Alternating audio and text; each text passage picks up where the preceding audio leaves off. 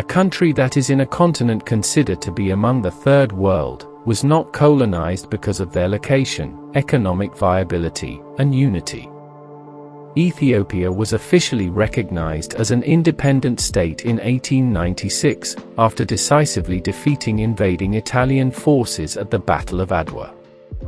Adwa still stands as witness to what Africans can do when they come together as farmers, pastoralists, women and rural people, workers and artists. They are able to score a decisive victory against global colonialist forces. Never colonized.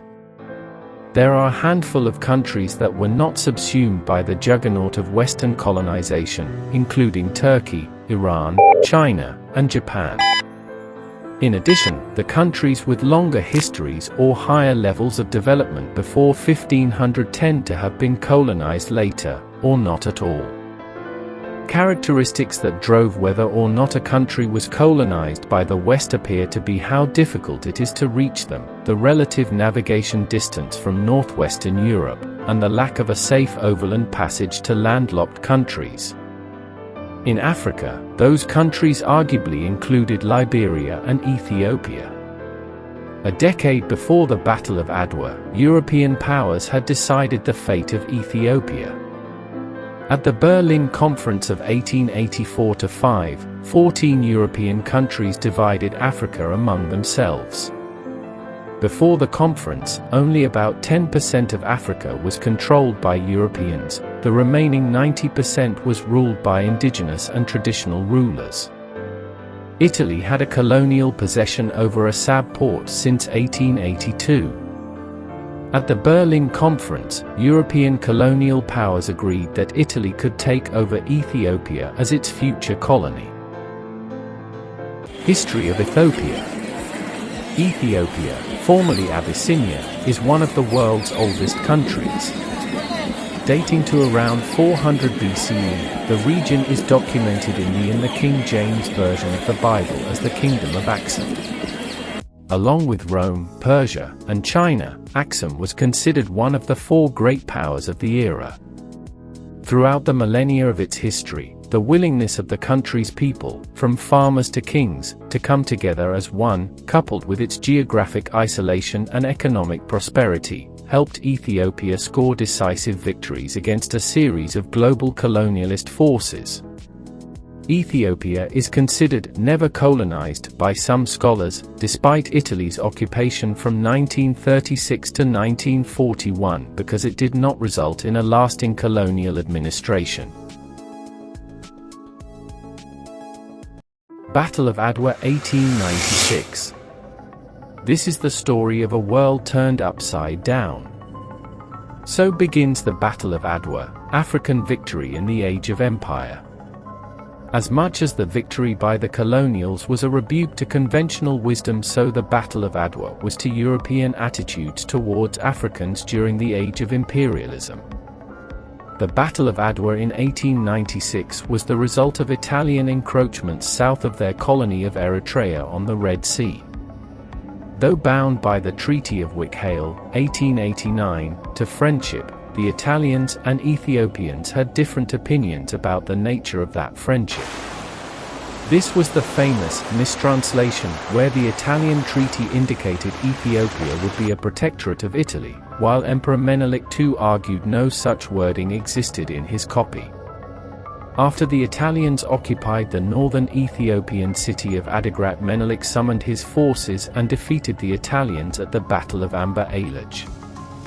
In response to this defeat, thousands of Italian troops were ferried to Eritrea and, with great pressure from Rome to attack quickly, General Oreste Baratieri advanced and, due to a series of blunders by his subordinate commanders, his force was overwhelmed.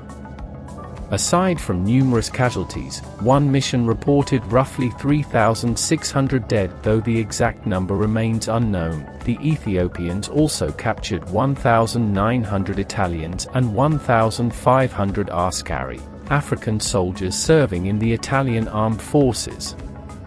The scope and scale of this victory, the campaign covered more miles than Napoleon's advance into Russia, should rank alongside any European campaign in the 19th century, and assured Ethiopia as the only independent nation, apart from Liberia, in Africa at that time.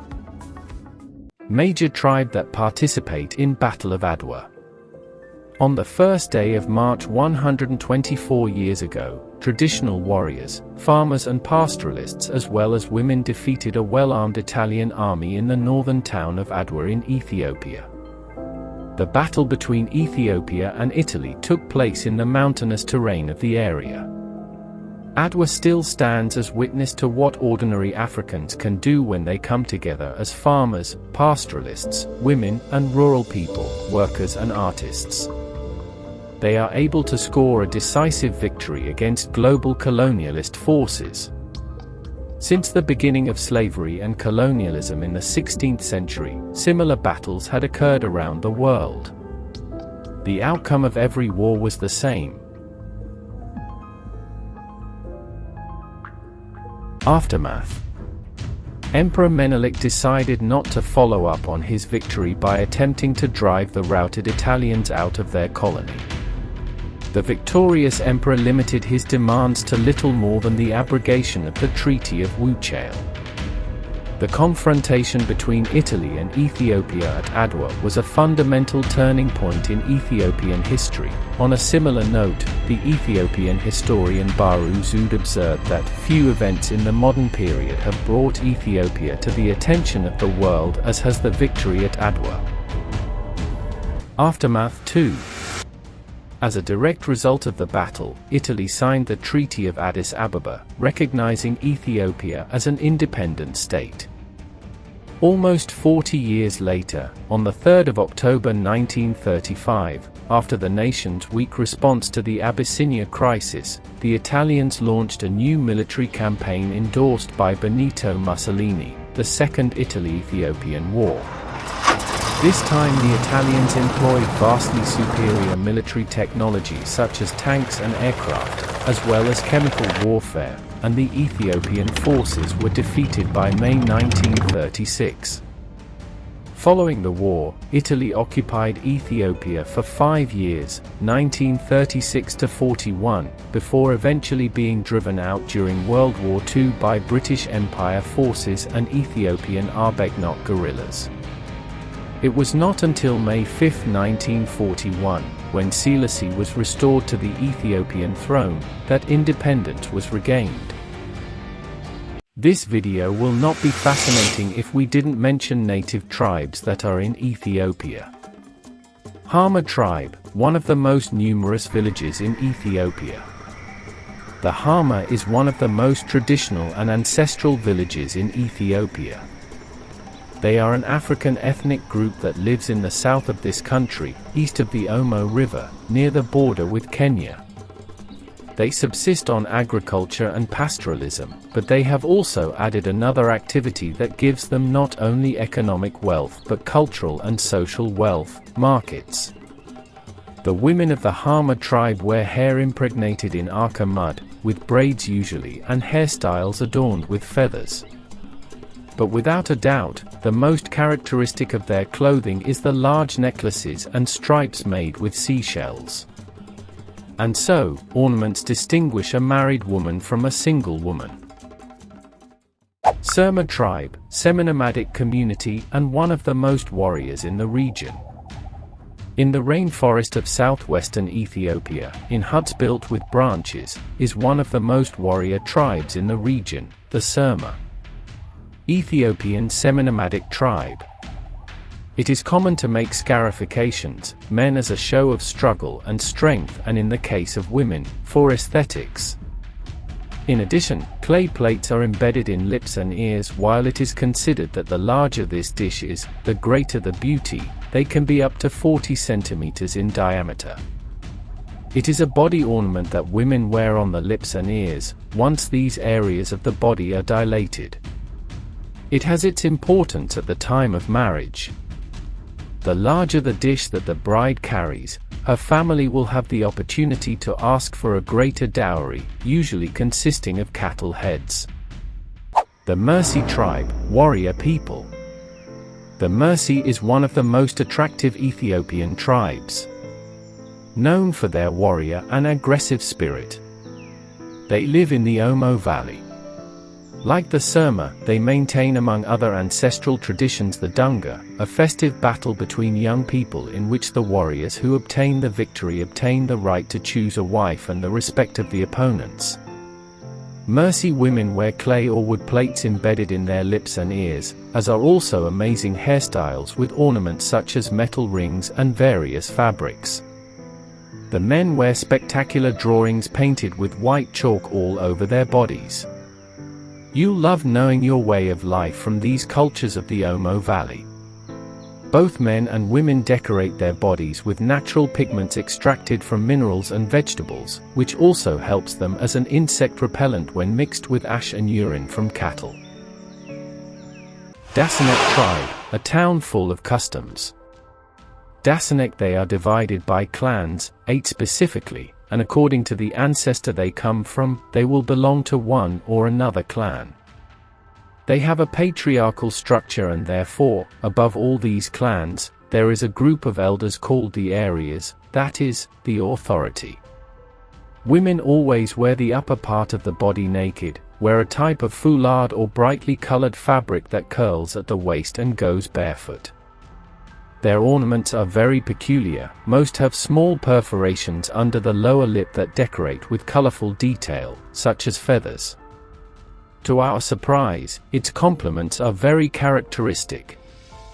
They usually carry on the head, bullet caps, zippers, badges and other equipment that is normally difficult to find in those lands, and that is why they consider valuable and aesthetically well regarded. Complements are the details that most characterizes this tribe. On the neck, they usually wear brightly colored necklaces. Yellows, oranges or reds are the most used, probably for referring to the sun and for going according to the warm climate of their lands. They are also worn on the wrists and ankles. Young people of both sexes continue to go through the circumcision ceremony even though there are more and more voices of women who oppose the sexual mutilation of girls.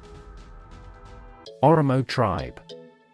The Oromo is a huge ethnic group that currently dominates southeastern Ethiopia and some parts of North Kenya.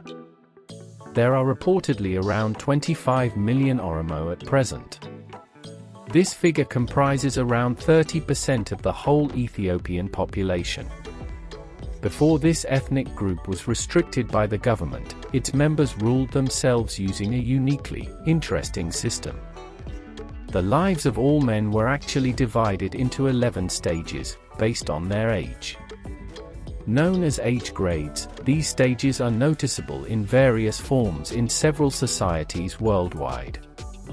Men who have reached the 6th through 8th grades can rule the members if they choose to.